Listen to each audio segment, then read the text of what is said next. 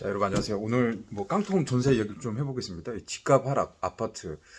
제 주변에 이제 건설업 하시는 분들이 많거든요. 뭐 건설 토목 하시는 사장님들 많이 계시는데 만나서 하시는 분들이 되게 한숨을 많이 쉬고 계십니다. 뭐 미분양에 대한 우려들도 속속 나타나고 있는데 이게 뭐 건설사도 마찬가지인데 이 건설사, 아파트, 뭐 집주인, 입주 세입자들도 굉장히 요즘은 밤잠을 설치는 그런 날들이 많이 있다고 합니다. 어떤 사연인지 자 함께 연구를 해보도록 하죠. 이제 며칠 전에요. 한 3일 전에 광주에서 깜짝 놀랄 난리가 한번 났습니다. 예, 이 깡통 전세. 사실 뭐, 이 깡통 전세라는 게 이 집값이 뭐 4억인데, 뭐 전세가는 뭐 4억 5천.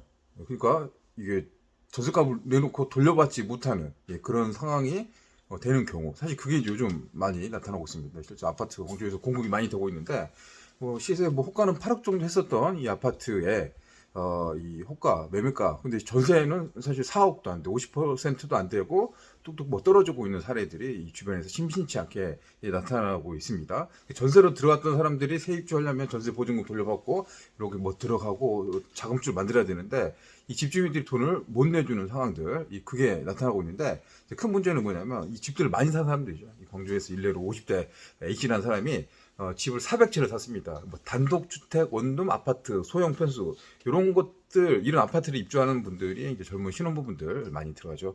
나이가 좀 있고 경험이 있으신 분들은 이런저런 안전장치라든가 이 그 보증금 환수에 대한 그런 것들을 좀 잘 보고 가시는데 사회초년병 경험이 없으신 분들, 저도 뭐 마찬가지였죠. 이런 분들은 그냥 보고 이렇게 들어가는데 실제로 여기서 사고가 뻥 터진 겁니다. 이 400채 중에 한 200채 정도 전세 보증금을 돌려주지 못한 거죠. 사고가 터진 거죠. 난리 났죠. 못 받으신 분들은 수천만 원 정도 되는 돈들 못 받아서 전전긍긍 하고 있다고 합니다. 이 밤잠을 설친다고 하는 말들이 실제로 나타났습니다.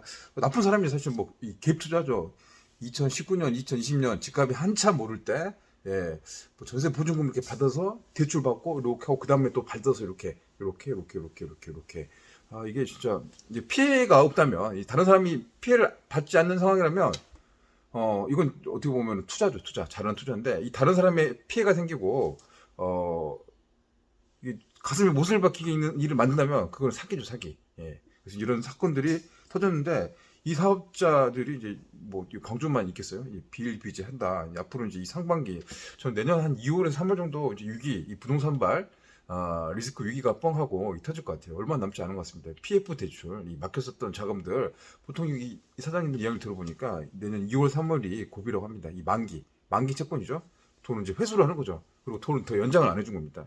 뭐 땅 작업, 땅을 사고 대출 받았어요. 이 땅을 해서 대출 받고 금융이자 뭐 이렇게 돌려줘야 되는데 이쪽에서 안 해주니까 다 회수를 하는 거죠. 그 돈을 마련을 못 하는 겁니다. 땅값이라든가 작업비. 요즘 이 건설 쪽은 건설업을 접어야 하나 이렇게 말들이 나올 정도로 이 공사를 하면 할수록 손해다라는 이야기가 나옵니다. 실제로 이제 지금 이제 연말이니까 사업 계획서를 회사마다 다 짜고 있잖아요. 내년 사업 어떻게 해서 어떻게 운영하냐.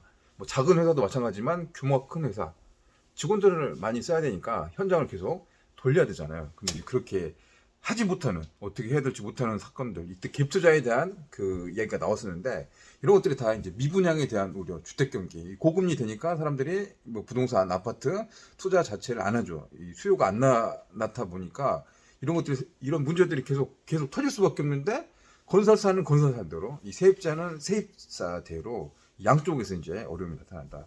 뭐 부동산 PF 대출 유동성 위기가 지금 찾아왔습니다. 지금도 지금 부도 위기한 데가 나요. 이렇게 좀 회사가 작고 자본력이 좀 열악한 회사일수록 그런 소문들이 지금 나타나고 있고, 또 시멘트, 그리고 레미콘, 철근, 이거 원자재 값이 엄청 많이 올랐습니다. 아시다시피 러시아, 우크라이나 전쟁, 이게 사실 수출, 이 세계가 글로벌 경제라는 게 이런 걸 통해서 느낍니다. 이 전쟁, 예전에는 저기 멀리서 떨어졌던 이 나라의 전쟁이 우리한테 미치는 영향들이 크게 뭐 없었죠. 뭐 남은 나라의 이야기 같았는데 지금 당장 우크라이나 전쟁이 나면서 뭐 기름도 폭증을 하고 있죠. 러시아 기름 많이 생산하고 있고 가스 많이 생산하고 있고, 우크라이나에서 밀가루, 밀 이런 거 생산 많이 하잖아요. 지금 당장 중국집에서 기름 뭐 올라가고 밀가루 올라가니까 값이 다 1,000원, 2,000원 다 올랐는데 이 건설업계도 뭐 시멘트, 원자재가 많이 올랐습니다. 계약을 처음에 시행사가 시공해서 이제 계약을 했을 거 아니에요. 도급 계약을 했는데 뭐 100억짜리 오피스를 짓는다고 하는데 실제로 뚜껑 까보고 시간이 지나니까 이게 110억이 드는 거예요. 이 10억이 마이너스를 치면. 근데 이게 분양도 안 돼? 미분양이야. 그럼 다 그거를 떠안게 되는 건데 이 계약 자체가 이거는 안 되죠. 납품 단가 인상을 그 조정이 안 되는 게 태반이에요. 그러니까 시공했었던 데는 지금 공사를 하면 할수록 손해다라는 말이 나오고 있고 지금 또 현장은 지금 노조 파업이 지금 시작됐습니다. 물류 노조, 운송 노조 파업이 시작돼서 이런 것도 다 스톱이 됐죠. 멈춰 있죠. 뭐 우리 가깝게 있는 광주도 보면 기아 자동차도 스톱돼 있어요. 기아차 광주 공장 이 생산이 광주에서는 거의 지역 경제의 한 40% 가까이를 차지를 하고 있습니다. 근데 차 만들면 광주에서 목포로 가서 실어 나르거든요. 수출하고 그러는데 지금 이게 스톱돼서 지금 진기한 현상이 일어났습니다. 어떻게 진기한 현상이 일어났냐?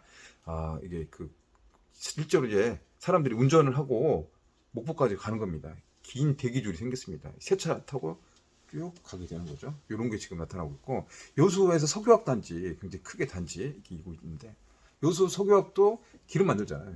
뭐 여기 원유가 들어오면 여기 휘발유라든가 석유, 가스, 납사 이 원료를 만들어서 공급을 해줘야 되는데 이게 이제 묶여 버리는 거죠. 그럼 기름 어떻게 되죠? 휘발유 경유 다시 올라갈 수도 있다는 겁니다.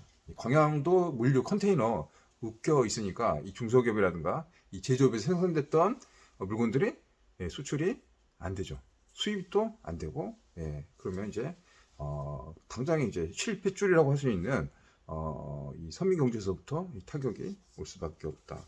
운송비 노임도 많이 올랐습니다. 최저임금이 계속 올라가죠. 내년에도 계속 올라갈 수밖에 없는 상황이고 중대재해처벌법 요즘 뭐 진짜 안전 문제 이태원 사고를 비롯해서 안전 문제들이 굉장히 중요하게 되고 이제 법들이 이제 강화된 게 이제 중대재해처벌법 사실 이게 이제 취지는 좋은데 이게 만들어져서 재해가 얼마나 줄었느냐라고 봐야 되는데 사실 별 차이가 없더라고요. 한 해 한 4천 명 정도 목숨을 잃거나 죽는 현장들이 나타나고 있습니다. 이게 진짜 계속 효과가 나타나야 되는데 이게 안 돼요. 노동 규제는 강화되고 제대로 이제 안 되다 보니까 돈은 돈대로 들어가고 현장은 현장대로 어려워지고 있는 그런 상황.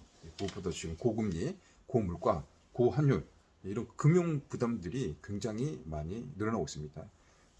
이게 이제 뭐 대출을 받은 사람도 문제고 사업하는 사람도 어렵죠. 다 빚내서 이 사업하는 경우가 많고 특히 자영업 사장님들 여러분들 뭐 다 대출 받으시고 이거를 이제 갚아 나가야 되는데 이런 이제 악순환들이 이제 계속 되고 있고 특히나 이제 내년부터 이게 이제 가장 이제 큰 이제 피크치가 될 것 같은 게 이 건설부터 나타나고 시작한 겁니다. 이 건설이라는 게 진짜 이게 그 건설 단순하게 하나만 볼 게 아니라 이 연관 산업이 굉장히 미치는 거죠. 이사할 때 뭐 아파트 이사하게 되면 뭐 이삿집 센터, 부동산, 공인중개사 그리고 실제 뭐 중국집, 짜장면 시키면 뭐가 되죠? 가구, 집 사고, 텔레비전, 가전 이런 것들이 쭉 돌아가야 되는데 이 건설이 이제 묶여버리고 미분양되고 건설사가 안 돼버리면 그 영향들이 이제 쭉쭉쭉 내려오는 것 같다. 그래서 이제 뭐 건설업계에서는 여러 가지 요구를 많이 하고 있죠. 정부에 요구하는 게 SOC 사업, 뭐 다리 건설 뭐 이런 것도 만들어서 이런 거 좀 해야 되지 않느냐 이런 주장을 하고 있고 공사비도 물론 달라.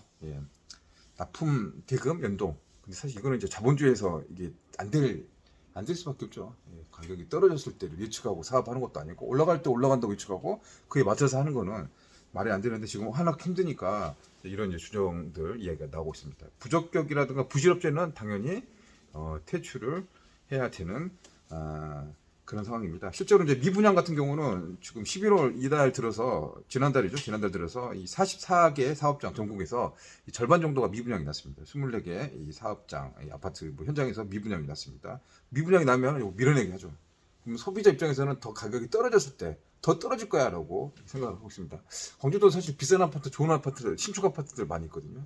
지난번에 말씀드렸지만 포스코, 염주 포스코 아파트, 게림 SK, 저기 좋은 아파트거든요. 한 8억, 9억 정도 했던 아파트들이 지금 가격이 떨어지고 있습니다. 한 3억 정도 많이 빠지면 3, 4억 정도 떨어지고 있다. 내가 집을 들어가고 싶어서 가고 싶어요, 진짜. 가고 싶은데 이거 집이 안 팔려요, 지금. 광주 집 안 팔립니다. 서울도 마찬가지지만 매수세는 더 떨어지고 더 떨어지면 사겠지. 사고 싶어도 이게 돈이 안 들어, 대출도 안 나오고. 그러니까 지금 이제 나오고 말씀드렸다시피 연관 효과 이런 것들도 같이 이어지고 있습니다. 지금 건설업계 참 어려운 상황인 것 같아요. 내년 2월, 3월 달 그 말 듣고 귀가 번쩍번쩍 떨어집니다. 후배도 이 건설사 사업을 하고 있는데 아무것도 하지 말아주세요. 지금 일 벌리지 말고 그냥 고개 숙이고 바짝 수그리고 있어요. 아무것도 차라리 안 하는 게 돈을 버는 길이다라고 얘기를 했습니다. 예. 자, 뭐 집값 하락, 깡통 전세 속출해서 밥값 설친다, 밤잠을 설친다. 이제 오늘 그 주제로 한번 이야기를 드렸고 오늘 사실 또 밤잠을 설칠 일이 또 하나 있죠. 한국과 가나 월드컵 2차전 곧 있으면 시작할 것 같은데 여러분은 몇 대 몇으로 예상을 합니까? 저는 2대1 승리. 예. 자, 그러면 오늘은 여기서 마치고요. 다음 시간에 여러분 뵙도록 하겠습니다. 감사합니다. 고맙습니다.